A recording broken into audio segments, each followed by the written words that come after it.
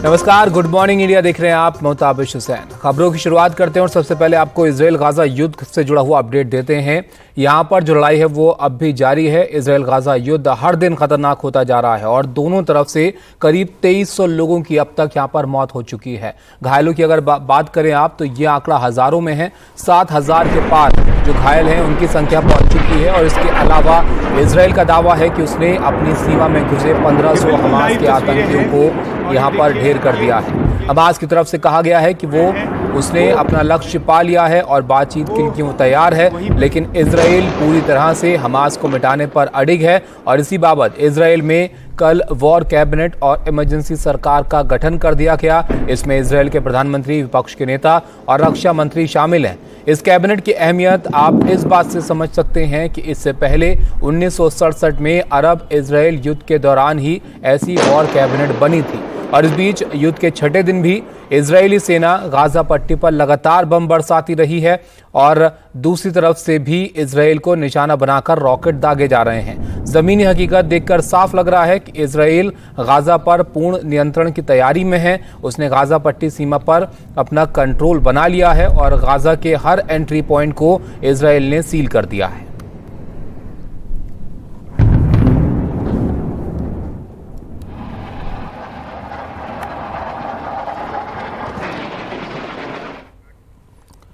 तो आपने देखा जो लड़ाई है किस तरह से वहां पर अब भी जारी है और इजराइल में मौजूद जो भारतीय हैं उनको देश लाने के लिए ऑपरेशन अजय की शुरुआत जो है वो की जा रही है।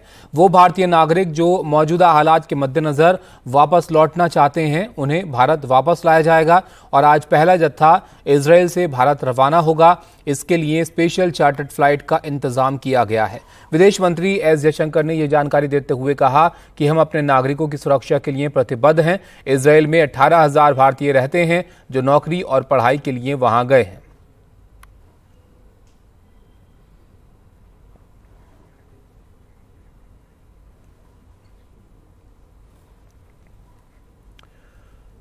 उधर इजराइल के दौरे पर गए ब्रिटेन के विदेश मंत्री जेम्स क्लेवर्ली भी रॉकेट हमले से बाल बाल बच गए। दरअसल जेम्स क्लेवर्ली दक्षिणी इजराइल के ओफाकिम पहुंचे थे और इसी दौरान वहां रॉकेट हमले का सायरन बज गया, जिसके बाद वो पास के एक भवन में जान बचाकर भागते हुए नजर आए।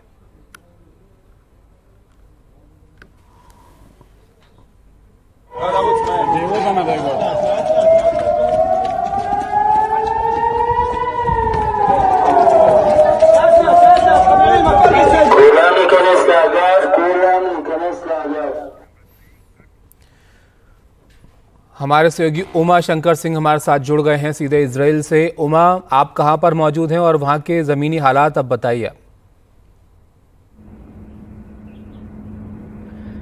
जी देखिए, मैं एश्केलॉन में हूं और यहाँ पे हालात जो हैं पिछले 2 दिनों में काफ़ी ख़राब हुए हैं। हालांकि रात में जो है वो रॉकेट्स जो हैं वो इस इलाके में तो नहीं आए हैं, लेकिन रात भर और रॉकेट की जो आवाज़ है और साथ में आयरन डोम प्रतिरक्षा जो मिसाइल है उसकी जो आवाज़ है वो आती रही है। और इजराइल की तरफ से जो हमास के ठिकाने हैं उस पर जो हमले हैं वो और ज़्यादा तेज़ कर दिए गए हैं।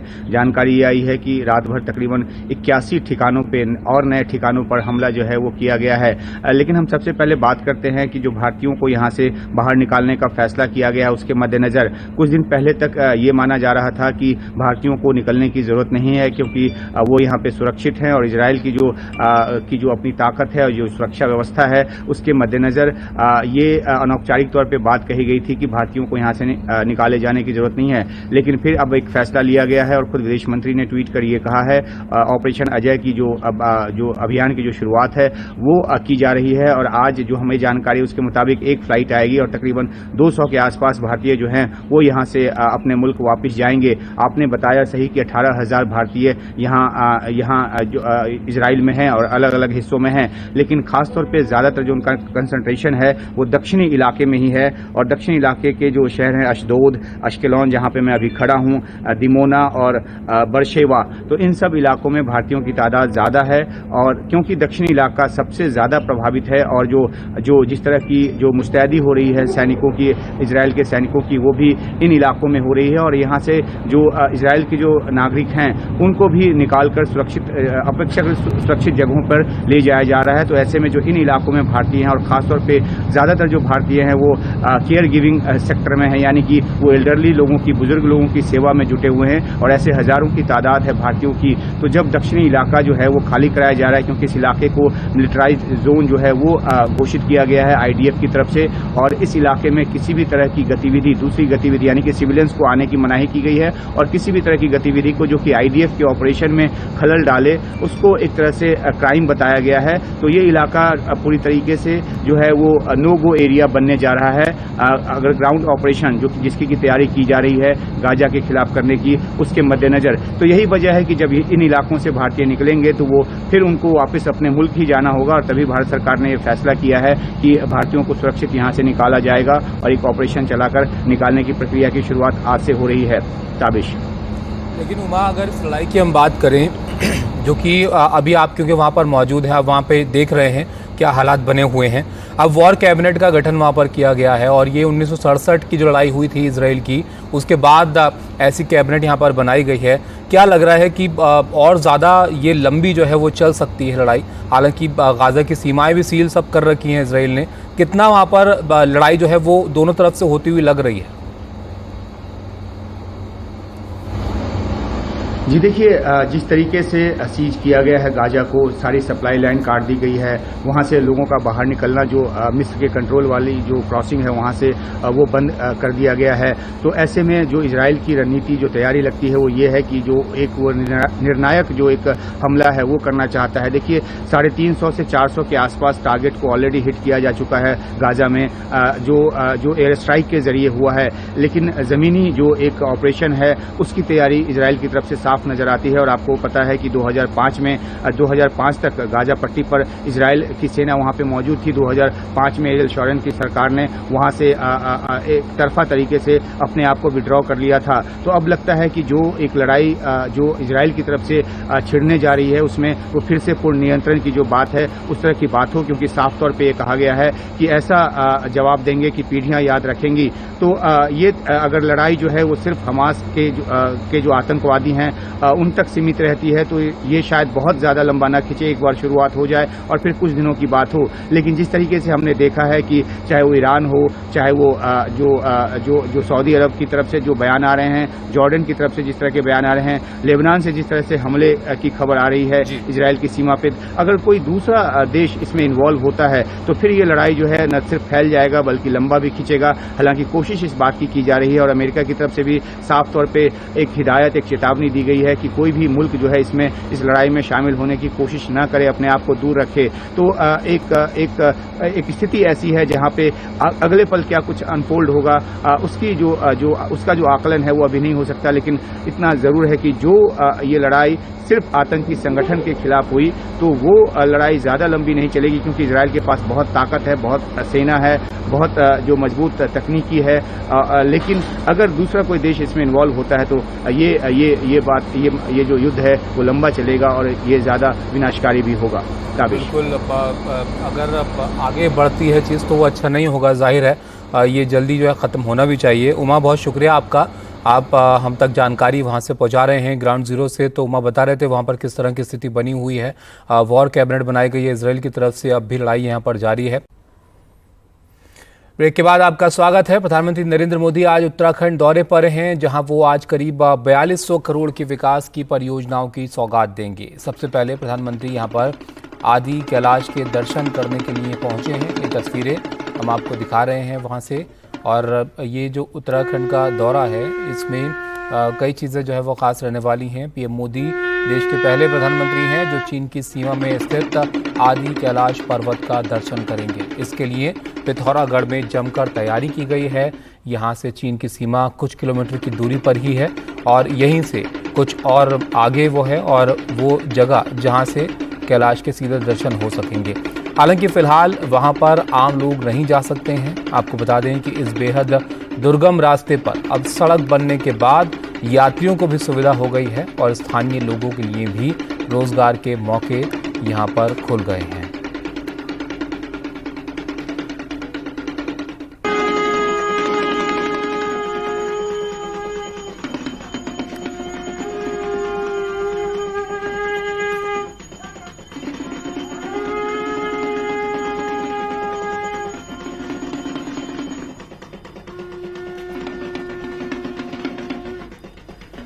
तो आज उत्तराखंड के दौरे पर हैं पीएम मोदी। ये तस्वीरें हम आपको दिखा रहे हैं वहां से। प्रधानमंत्री का जो ये उत्तराखंड का दौरा है आज, यहाँ पर आज करीब 4200 करोड़ की विकास परियोजनाएं जो हैं उसकी वो सौगात वहां पर देंगे।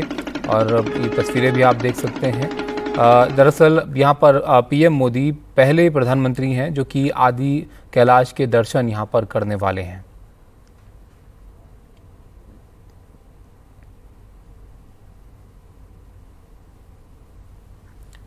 करीब 6000 मीटर की ऊंचाई पर आदि कैलाश है, जहां पर सड़क बनने के बाद जो यात्री हैं, जो लोग वहां जाना चाहते हैं, उनके लिए सुविधा भी हुई है।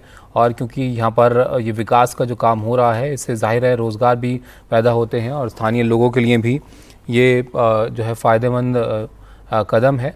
और पीएम मोदी जो है वो, जैसे कि हमने आपको बताया, आज यहाँ पर दौरा कर रहे हैं यहाँ का, और चीन की सीमा के करीब बिल्कुल आदि कैलाश पर्वत का दर्शन वो करेंगे।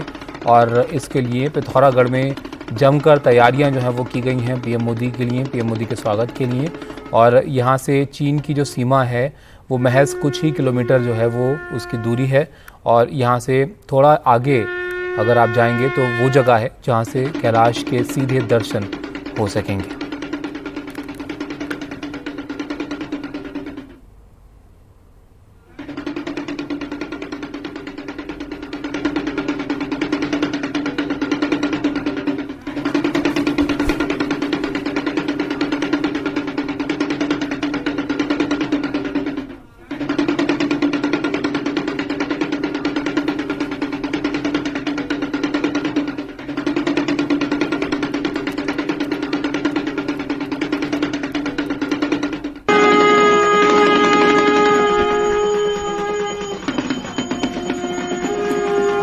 तो आज 4200 करोड़ की सौगात इस क्षेत्र को जो है पीएम मोदी देने वाले हैं। और कैलाश पर्वत का महत्व आप जानते ही हैं, चीन सीमा से बहुत कम दूरी है इस जगह की जहां पर पीएम मोदी आज हैं। और ये जो है यहाँ पर कुछ घंटे प्रवास भी जो है वो पीएम करेंगे सीमावर्ती क्षेत्र में। और यहाँ पर विकास के द्वार जो है वो भी खुलेंगे, क्योंकि और एक तरह से क्योंकि चीन की सीमा के बहुत ही नज़दीक है, तो एक चीन को संदेश भी यहाँ पर होगा।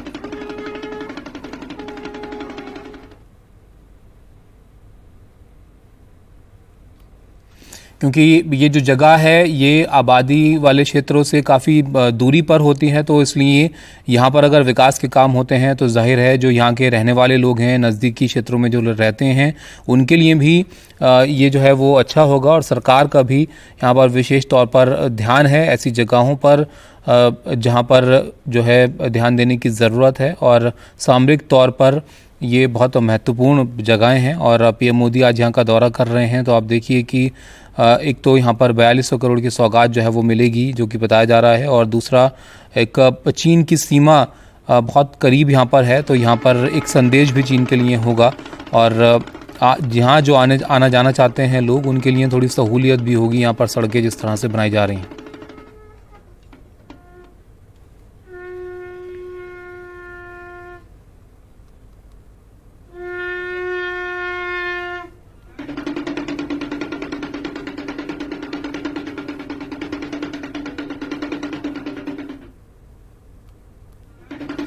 तो यहाँ पर पीएम के जो ये दौरा है, इसकी शुरुआत पिथौरागढ़ से हो रही है। यहाँ पर कैलाश दर्शन से शुरुआत वो कर रहे हैं, और इसके बाद वहाँ पर लोगों से भी उनके मुलाकात करने का कार्यक्रम है।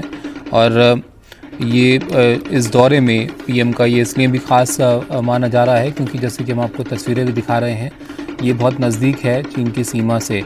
और यहाँ पर आप देखिए, फ़िलहाल वहाँ पर जो आम लोग हैं वो इस जगह पर नहीं जा सकते हैं। और वो जगह जहाँ पर कैलाश के सीधे दर्शन जो है वो हो सकेंगे, फ़िलहाल वहाँ पर आम लोग जो है वो नहीं जा सकते हैं, लेकिन जब जा पाएंगे तो उनके लिए बहुत सहूलियत होगी। और आपको बता दें कि इस जो बेहद दुर्गम ये रास्ता है, जैसे कि तस्वीरों में भी आप देख सकते हैं, कैलाश पर्वत के नज़दीक है। और अब यहाँ पर सड़क बनने के बाद यात्रियों को काफ़ी सुविधा हो जाएगी। वहाँ पर आना जाना जो पहले काफ़ी मुश्किल रहता होगा, वो काफ़ी आसान हो जाएगा।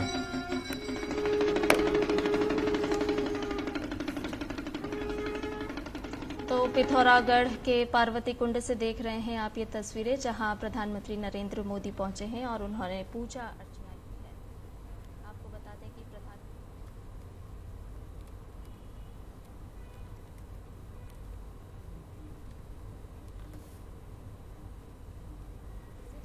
कुछ देर पहले प्रधानमंत्री नरेंद्र मोदी पहुंचे। आपको बता दें कि ये सबसे ऊंचाई पर स्थित है ये मंदिर, जोलिंगकोंग मंदिर। भगवान शिव और पार्वती का ये खास मंदिर है और इस मंदिर का पौराणिक महत्व भी है। तो इस जगह का महत्व आप समझते हैं, जहां पर पीएम मोदी आज दौरा कर रहे हैं। हमारे सहयोगी किशोर रावत हमारे साथ जुड़ गए हैं।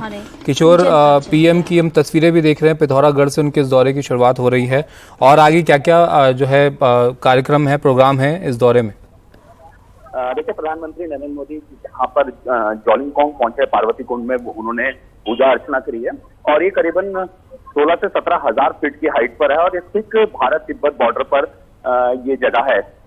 काफी हाई एल्टीट्यूड पे है। प्रधानमंत्री यहाँ से पूजा करने के बाद लोगों से बातचीत करेंगे, जो स्थानीय लोग हैं, सेना के लोगों से बातचीत करेंगे और यहाँ से हवाई सर्वेक्षण करते हुए वो ओम पर्वत उसके दर्शन करेंगे, क्योंकि ये अपोजिट में, ये भी काफी दूर है और ये भारत चीन माफ कीजिएगा भारत तिब्बत और नेपाल के तीनों के बॉर्डर पे स्थित है। वहां से हवाई दर्शन करके वापस गुंजी पहुंचेंगे और गुंजी में ये सेना, आईटीबीपी, एसएसबी और बीआरओ के जवानों के साथ जो स्थानीय लोग हैं उनसे बातचीत करेंगे। इसके अलावा पीएम वहां से जागेश्वर धाम जाएंगे। जागेश्वर धाम में वो वहां पे भगवान शिव का मंदिर है, वहां पे उनको पूजा अर्चना करने के बाद सीधा वापस जो पीएम का कार्यक्रम है पिथौरागढ़ में जनसभा का है और वहां पर पहुंचेंगे। जी किशोर, ये जो जगह है इसके बारे में भी आप समझाइए, क्योंकि चीन की सीमा बहुत दूर नहीं है यहाँ से और सामरिक दृष्टि से भी इसे बहुत महत्वपूर्ण माना जाता है और पीएम आज खुद वहां पर हैं, तो एक तरह से एक संदेश के तौर पर भी इसको देखा जाएगा। बिल्कुल, जिस तरीके से जो तिब्बत जिसने चीन वाले जो कब्जाए वाला क्षेत्र है, चीन का कब्जाए वाला क्षेत्र तिब्बत, उस क्षेत्र का बिल्कुल ये बॉर्डर लगता है और जहां पर प्रधानमंत्री ने इस वक्त पूजा करी है वहां से लगभग 40 किलोमीटर दूर ये बॉर्डर है। वहां भारतीय सेना, आईटीबीपी और तमाम जो सुरक्षा बल है वो मौजूद है और प्रधानमंत्री एक तरह से जो सुरक्षा बलों का मनोबल और ऊंचा करने पहुंचे हैं। साथ ही एक संदेश है कि भारत की जो सीमाएं हैं वहां तक भारत ने अपनी सड़कें बनाई हैं और जो भी आसान रास्ते हैं अपनी सेनाओं को पहुंचाना, लोगों को वहां पर, क्योंकि अगर गांवों की बात करें तो वाइब्रेंट विलेज प्रोग्राम ही प्रधानमंत्री उसकी एक शुरुआत करने वाले हैं और एक तरह से जो गांव के लोगों को जो मूलभूत सुविधाएं हैं, जो उनके पास सड़क, परिवहन या फिर उनको रोजगार की जो चीजें हैं वो प्रोवाइड कराई जाएगी। और ये खास बात यह है कि ये बॉर्डर का इलाका है और आदि कैलाश की अगर बात करें तो आदि कैलाश करीबन 5,945 मीटर की ऊंचाई पे है, लगभग ये 19,000 फीट बैठता है। यानी यहाँ पे काफी खतरनाक इलाका है, आना जाना आसान नहीं है, लेकिन भारतीय सेना यहाँ पर 12 महीने यहाँ पर रहती है, सुरक्षा करती है। चीन को एक संदेश है कि भारत की जो सीमाएं हैं उसमें सुरक्षित है और ये भी कहा, एक तरह से संदेश है कि हमारी जो सड़कें हैं वो बॉर्डर तक पहुंची है, यानी हम बहुत जल्दी बॉर्डर तक पहुंच सकते हैं। अब भारत वैसा भारत नहीं रह गया कि जहां पर सड़कों का विस्तारीकरण ना हो। भारत में बहुत तेजी से सड़कों का विस्तारीकरण होता है, चाहे वो बॉर्डर हो, फिर शहरीकरण हो। इसके अलावा जो आदि कैलाश मानसरोवर की यात्रा है वो यहीं से पैदल होती थी, लेकिन अब सड़क द्वारा हो रही है। 15 दिन लोगों को लग जाते थे जाने में चीन बॉर्डर तक, लेकिन अब सीधा सड़क चीन बॉर्डर तक जा रही है। हालांकि कोविड या फिर उसके अलावा कुछ राजनीतिक इश्यू के कारण अभी यात्रा बंद है, लेकिन एक संदेश है कि हम डायरेक्ट यहाँ से यात्रा कर सकते हैं और एक पर्यटन की दृष्टि से भी इस क्षेत्र के लिए बेहद जरूरी है कि यहाँ से सीधा जो सड़कें है वो बॉर्डर तक पहुंची है। जी बिल्कुल किशोर, जैसे कि आप भी बता रहे हैं, ये जगह बहुत महत्व रखती है लोगों के लिए, धार्मिक दृष्टि से भी और सीमावर्ती क्षेत्र है इस लिहाज से भी। अब सड़कें जो है यहाँ पर बेहतर की जा रही हैं, तो इससे लोगों को खासी सहूलियत हो जाएगी वहाँ पर और सेना के लिए भी अच्छा हो जाएगा। ये जो 4200 करोड़ की विकास परियोजनाओं की सौगात पीएम आज देने वाले हैं, इसमें क्या क्या शामिल है? देखिए, प्रधानमंत्री जी जो 2:30 बजे के बाद पिथौरागढ़ में एक जनसभा है, उसमें प्रधानमंत्री 4200 करोड़ की योजनाओं का शिलान्यास और लोकार्पण करेंगे। इसमें महत्वपूर्ण यह है कि जो सड़कें हैं, सड़कों का जो नेटवर्क है वो शामिल है। इसके अलावा जो वाइब्रेंट विलेज प्रोग्राम है उसका सेकंड फेज का जो बजट है, यानी उसके लिए यहाँ पर घोषणा करने वाले हैं। दूसरी सबसे महत्वपूर्ण है कि जो उत्तराखंड में कई ऐसी परियोजनाएं हैं, चाहे वो देहरादून है, लोहाघाट है, चंपावत है, इसके अलावा जो पेयजल योजनाएं हैं, स्वास्थ्य की योजनाएं हैं, हॉस्पिटल्स है, उनकी भी शिलान्यास और लोकार्पण करेंगे। इसके अलावा सबसे महत्वपूर्ण जो है, एक तो सड़कों का मार्ग है, दूसरा पर्यटन की दृष्टि से भी महत्वपूर्ण है। कई ऐसे क्षेत्र है जहां पर पर्यटन की दृष्टि से, जिसमें मंदिर काफी सारे शामिल है, तीर्थाटन काफी शामिल है, उन जगहों के लिए भी जो बजट है उसकी यहाँ पे घोषणा की जाएगी। कई जो बीडीओ, क्योंकि गांव में एक ब्लॉक डेवलपमेंट ऑफिस जो होता है वो बहुत महत्वपूर्ण होता है विकास के लिए, तो उसका भी कई लोकार्पण करेंगे। करीबन 15 से ज्यादा भवन हैं जिनका वो लोकार्पण और शिलान्यास करेंगे। इसके अलावा कई जल विद्युत परियोजनाओं को लेकर भी उन्होंने बात की है। लेकिन जो पानी है, क्योंकि पहाड़ों में अक्सर ये कहा जाता है कि पानी की कमी होती है क्योंकि नदियां नीचे होती है और लिफ्ट करना बेहद मुश्किल होता है, तो कई ऐसी योजनाएं हैं जिससे पहाड़ों के घरों में पानी पहुंच सके, वो योजनाएं भी शामिल है इसमें। जी, बहुत शुक्रिया आपका किशोर रावत हम तक ये जानकारी पहुंचाने के लिए। तो देखिए, पीएम मोदी का आज ये दौरा है, पिथौरागढ़ से इसकी शुरुआत वो कर रहे हैं और काफ़ी ये महत्वपूर्ण भी है क्योंकि 4200 करोड़ की विकास परियोजनाएं हैं जिनकी सौगात भी आज पीएम देने वाले हैं। तो इस पर नज़र हमारी बनी हुई है। एक ब्रेक के लिए हम रुकते हैं यहाँ पर और वापस लौटते हैं।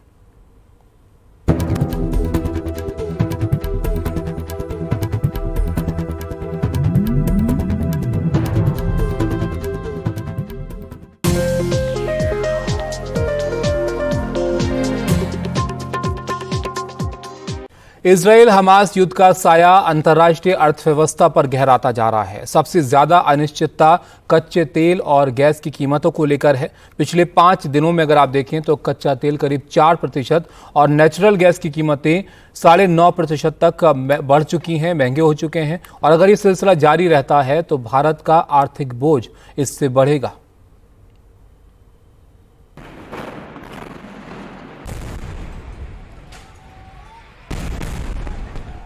पिछले शनिवार को इजराइल पर हमास के हमले के साथ ही अंतर्राष्ट्रीय तेल बाजार में कच्चे तेल और नेचुरल गैस की कीमतें बढ़ गई हैं। युद्ध शुरू होने से एक दिन पहले यानी 6 अक्टूबर को अंतर्राष्ट्रीय तेल बाजार में कच्चे तेल की कीमत करीब $84.57 प्रति बैरल थी। सोमवार को कच्चे तेल की कीमत बढ़कर $89 प्रति बैरल तक पहुंच गई। बुधवार को भी ट्रेडिंग के दौरान ब्रेंट क्रूड ऑयल की कीमत एक समय $88.23 प्रति बैरल के ऊंचे स्तर तक पहुंच गई। युद्ध शुरू होने के बाद पिछले 5 दिनों में कच्चा तेल करीब 4% तक महंगा हुआ है। ये बहुत दिन तक इस संकट का सामना दुनिया को नहीं करना पड़ेगा। हिंदुस्तान की आर्थिक व्यवस्था में इसका कोई बहुत बड़ा असर पड़ने वाला नहीं है। ये पूरे मिडिल ईस्ट पूरा का पूरा इसके चपेट में आ गया है, ये कहना गलत होगा क्योंकि मिडिल ईस्ट के कोई भी देश खुलेआम हमास की तरफ से लड़ना नहीं चाहते। साथ ही नेचुरल गैस की कीमत युद्ध शुरू होने के पहले 6 अक्टूबर 2023 को करीब $3.126 प्रति metric million British thermal unit थी। बुधवार 11 अक्टूबर को यह बढ़कर करीब $3.454 प्रति metric million British thermal unit तक पहुंच गई। पिछले 5 दिनों में नेचुरल गैस की कीमत लगभग 9.6% तक बढ़ गई है। भारत करीब 80% से कुछ ज्यादा जो कच्चे तेल की जरूरत है भारत में वो आयात करता है अलग अलग देशों से, और निश्चित तौर पर ये जो कीमतें बढ़ी हैं इसका सीधा असर भारत के ऑयल इंपोर्ट बिल पर पड़ेगा। साथ ही नेचुरल गैस वो भी भारत बहुत बड़ी संख्या में अपनी डोमेस्टिक नीड्स के लिए इंपोर्ट करता है, उसकी कीमतें बढ़ने से भी भारत का नेचुरल गैस को इंपोर्ट करने पर जो खर्च है वो भी लगातार धीरे धीरे बढ़ रहा है। ऑयल इकोनॉमिस्ट ये मानते हैं कि अगर ये अनिश्चितता युद्ध को लेकर और बढ़ती है और अगर युद्ध का दायरा आने वाले दिनों में कुछ और बढ़ता है तो अंतर्राष्ट्रीय तेल बाजार में कच्चे तेल की जो कीमतें हैं वो $100 प्रति बैरल के आसपास तक पहुंच सकती। जाहिर है इजराइल और हमास के बीच युद्ध की वजह से अंतर्राष्ट्रीय एनर्जी मार्केट पर संकट का साया गहराता जा रहा है। दिल्ली से कैमरा पर्सन सचिन गुप्ता के साथ हिमांशु शेखर, एनडीटीवी इंडिया।